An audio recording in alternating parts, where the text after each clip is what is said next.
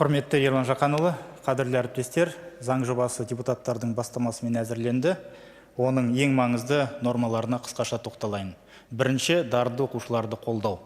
Өткен жылы біз ең беделді халықаралық ғылыми байқаулардың жеңімпаздарына ұбт тапсырмай-ақ мемлекеттік грантпен оқуға түсуге мүмкіндік беру туралы арнайы заңды қабылдадық. Оған қоса, болашақ бағдарламасы аясында бакалавриат деңгейінде шетелдің озық университеттеріне түсу құқығын бердік.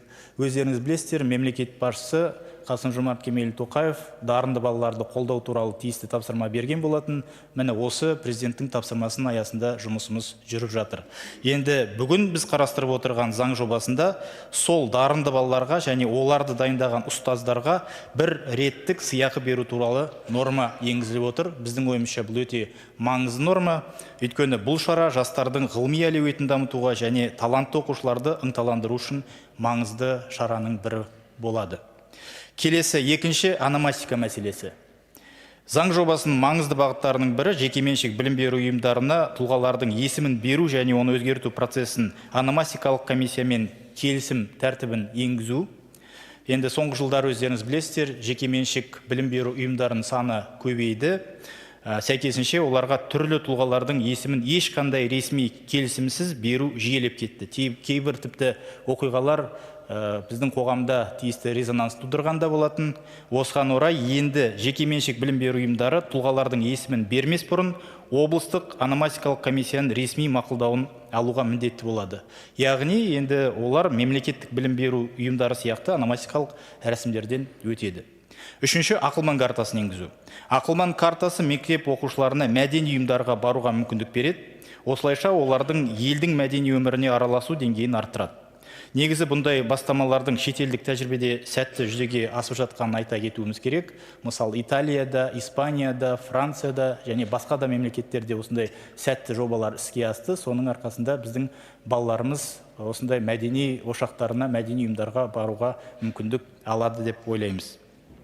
Төртінші, кітапхана қорын дамыту және кітап басылымын қолдау. Заң жобасында мемлекеттік кітапханалардың қорын сақтау және кеңейту шаралары қарастырылған.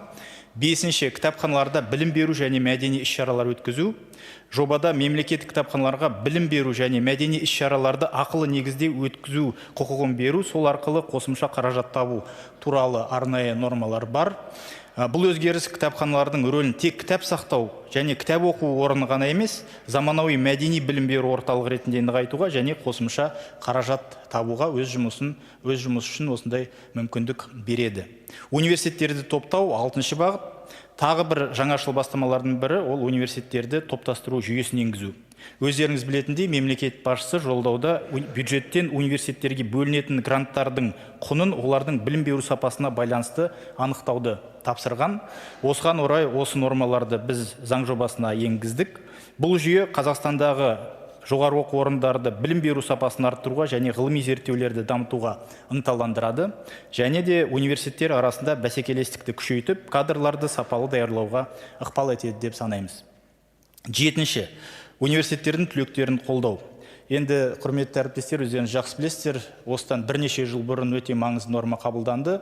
Ол дегеніміз мемлекеттік грантпен егер біздің түлектеріміз оқуға түсетін болса, онда сол мамандық бойынша оқуды бітіргеннен кейін міндетті түрде 3 жылдан кем емес өтеу керек. Сол мамандық бойынша жұмыс істеп. Енді өтемесе, онда гранттың сомасын бюджетке қайтару тиіс. Бірақ бізге мүгедектігі бар баланы тәрбиелеп отырған, немесе бірінші топтағы мүгедекке күтім жасап жүрген азаматтар өте жиі осы күрделі жағдайларына байланысты өтеу міндетінен босату туралы шағымдануда. Біраз шағымдары, өтініштері бізге келіп түсуде. Оны саралап, біз қарастырып, арнайы норманы осы заң жобасына енгізіп отырмыз. Осыған байланысты заң жобасында мүгедектігі бар баланы тәрбиелеп отырған, немесе бірінші топтағы мүгедекке күтім жасайтын түлектерді міндетті түрде еңбек өтеу талабынан босату туралы норма жұмыс тобында қабылданды.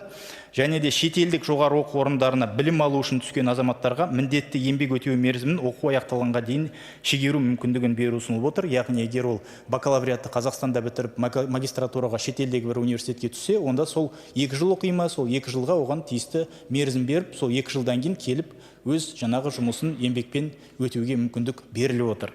Сегізінші, мектепке дейінгі білім беру бойынша.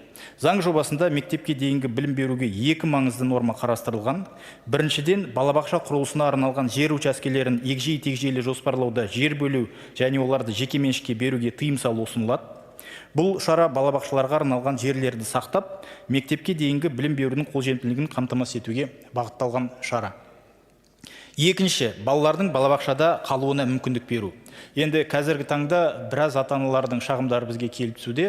Олардың жиі кездесетін мәселесінің бірі балалардың 6 жасқа толғаннан кейін, бірақ оқу жылы басталғанға дейін балабақшадан шығарылуы. Бұл өз кезегінде ата-аналар үшін үлкен қиындықтары тудырады.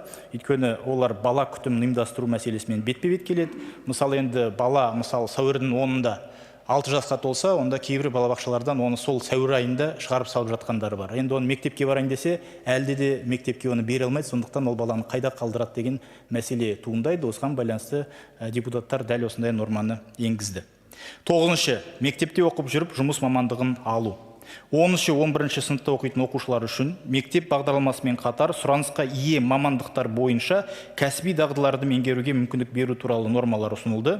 Ол осындай мүмкіндігі бар жерлерде оқушылардың қалауымен іске асырылады. Бұл міндетті емес, бұл тиісті мүмкіндік бар жерде және оқушылардың өз қалауымен мүмкіндік беріледі. Яғни мысалы бізде аудандарда көбінесе бір мезгіл біздің бір ауысымда балалар оқиды.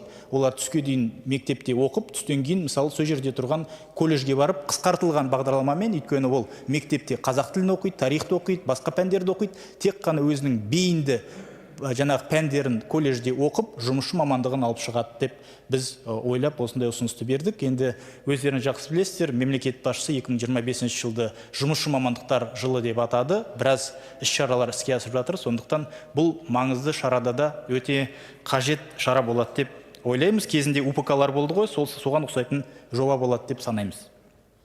Және де тағы да бір маңызды бастама бар. Білім беру ұйымдарындағы штаттық құрылымның ашықтығын қамтамасыз ету. Енді бұл шара білім беру саласындағы ашықтықты қамтамасыз етіп, қоғам мен педагогтер үшін кадрлық саясаттың айқындығын арттырады деп санаймыз. Құрметті әріптестер, осы және басқа да нормалар жұмыс тобында қарастырылып, тиісті шешімдер қабылданды. Осы заң жобасын қолдап дауыс берулеріңізді сұраймын. Баяндама аяқталды. Назарларыңызға рахмет.